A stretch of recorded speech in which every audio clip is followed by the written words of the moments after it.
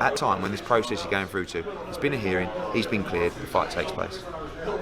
I mean, you know. Can I give you a hypothetical then? Obviously, we've spoken about Jarrell Miller at different levels, but if he was cleared to fight by whoever, the commission and sanctioning bodies and whatnot, would you have let that fight go on? Yeah, I know it's different levels of what was... Contractually, everything depends on a contract. Yeah.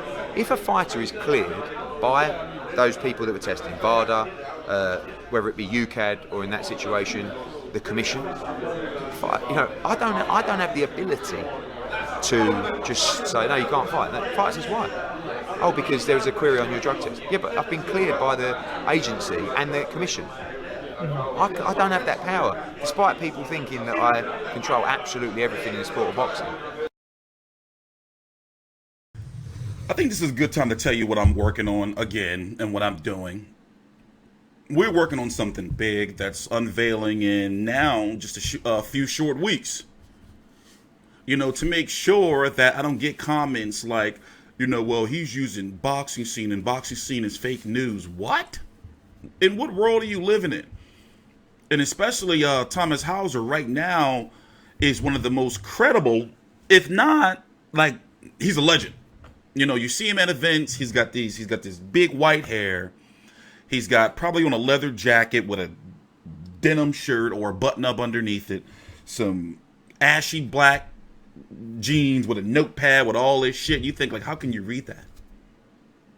So he just doesn't be putting out no bullshit. But in this interview on IFL, it seems as though Eddie Hearn and Matchroom and Dillian Whyte and all those guys are gearing up for lawsuits. It seems as though some information was leaked, or more so, this information was leaked that shouldn't have came out. But no one's denying that Dillian Whyte didn't fail a drug test, but we need to know the details. How did that shit get into his system? I used the computer voice yesterday, by the way, and I read all comments to tell you, I used the computer voice vibe yesterday because I didn't know how to pronounce the name. So I said, well, you know, I'm going to be a little high tech and hook these guys up, and I'm going to have the fucking word reader read it out. And y'all bitching about that? Y'all bitch about everything. Good morning. It's not even 6 a.m. I woke up early. Well, I'm always up early. To see if Dillian Whyte would post anything or this statement we've been waiting for. So I used to work with the Sportsman a couple of years ago, and guess what? Now they got a bit of some footage right here that's getting the rounds. Now, what I always do is when I'm setting up for a press conference or setting up for shit, I always have shit like recording anyway. You know, just in case you never know what you're going to catch, especially on some media calls too. But anyway, watch this, pay attention closely, and we're going to try to decipher some of this because it's been going around, you know, and let me just shut up.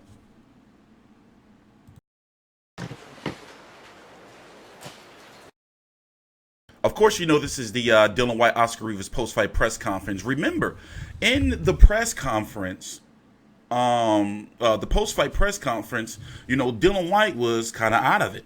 In the post-fight interview after defeating Oscar Rivas, he wasn't very excited. During the weigh-in interview, during the public workout interview, final press conference. Now, in hindsight, something was definitely wrong. Right? Listen in. This is at the post-fight press conference.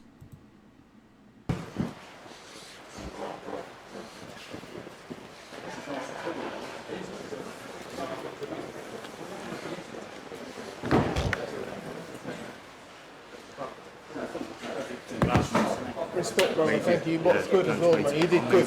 You know, you did good. You did very good. I was happy. You did good. You kept it together nicely. It's good, man. That's what you can do. That's all you got to do, man. That's all you know. You use your feet. You use your feet good as well. You kept him taking it. You couldn't get nothing off. Respect. Okay, now.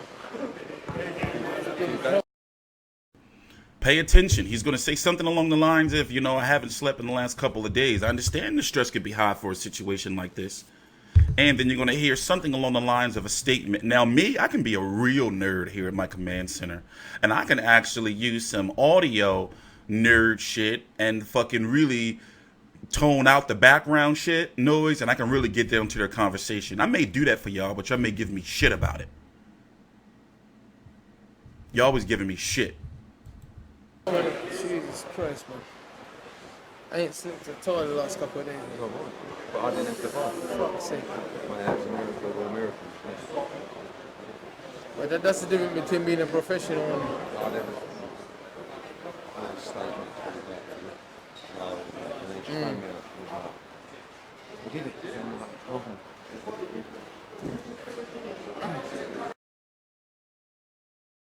Something clearly was weighing on that man's mind. And Eddie reassuring him. I need to keep my hair for a reason. You know? By the way, this interview is from IFL. Of course it's from IFL. They got the stranglehold. How were they allowed? I mean, Seconds Out is over there now. And Michelle Joy Phelps, but trust me, they do not like when other American media outlets try to come over there. You know, but motherfuckers, well, you're going to realize I'm not going anywhere. Anyway, listening to this part, though, and what I'm getting from it is this. UKAD, or the United Kingdom Anti-Doping Agency, or whatever you want to call them, association, whatever, they are afraid of being sued. So if you fail a drug test, right, like the Tyson Fury situation all those years ago when he fought Klitschko. Okay, basically when you fail a drug test, they want to make sure that they know for sure, like to get that B sample back. Like unlike here in the States with VADA and the WBC and all them, you fail a drug test, that's it. You know, we don't wait for the B sample. No, you're guilty until that, you know, prove it innocent, whatever. Which is kind of wrong, but in the case of a failed drug test, I think that there needs to be some reform there.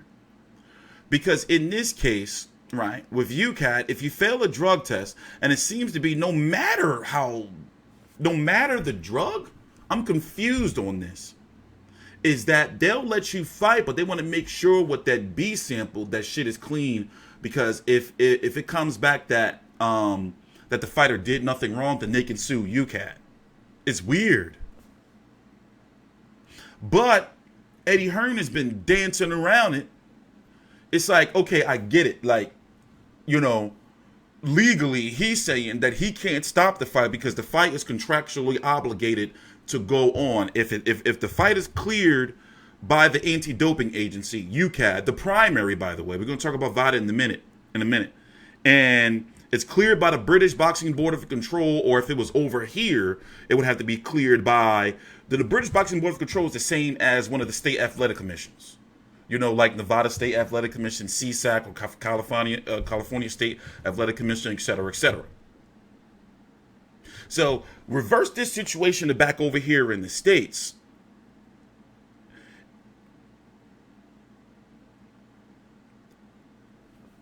I don't get it. Why did they let the fight go on?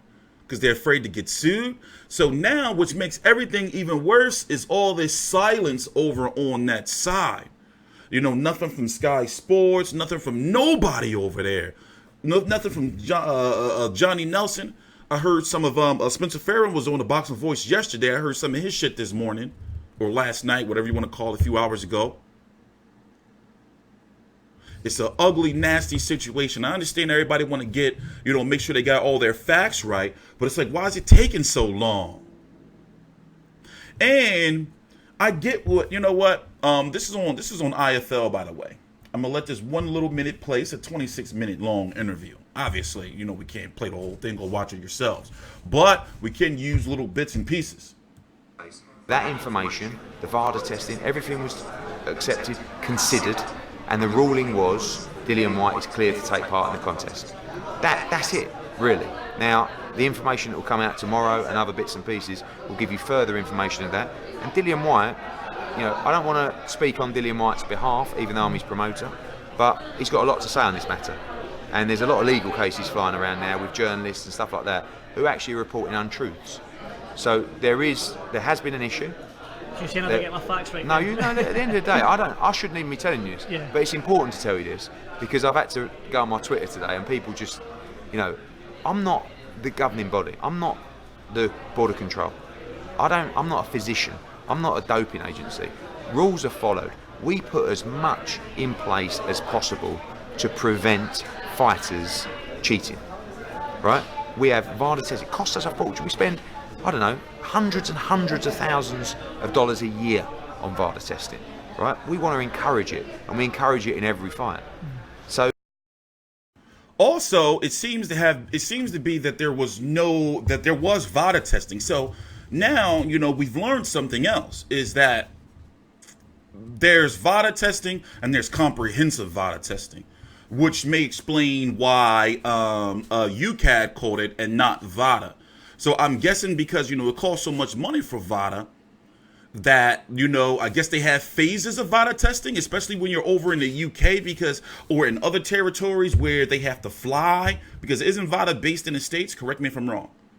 You know, I'm going to do a lot more research. We're going to become drug testing experts around this motherfucker, or at least as best as we can in regards to knowing the rules of VADA and the sanctioning bodies and all that. And I need to go check out the British Boxing Board of Control's rules and UKAD rules. I'm surprised I haven't done it yet. You know, and make sure, you know, we know what's going on there, so we're not fucking putting around bullshit information. But as it stands, it seems as though Matchroom, you know, has something up their sleeve. But back to VADA. So UKAD caught it, but VADA didn't catch it. And since it was such small amounts, according to the Boxing Scene article by Thomas Hauser, by the time he would have been tested by VADA or post-fight, would it have been out of his system? It's weird. It's a whole lot of shit, and we're not scientists, you know. And I think a lot of people's beef, especially with the fact that 2 boxers died this last weekend, you know, one literally, it looks like he died in the ring. You know, it's just some horrible footage. And then another one, you know, he collapsed before he even hit the stretcher on the way out the ring.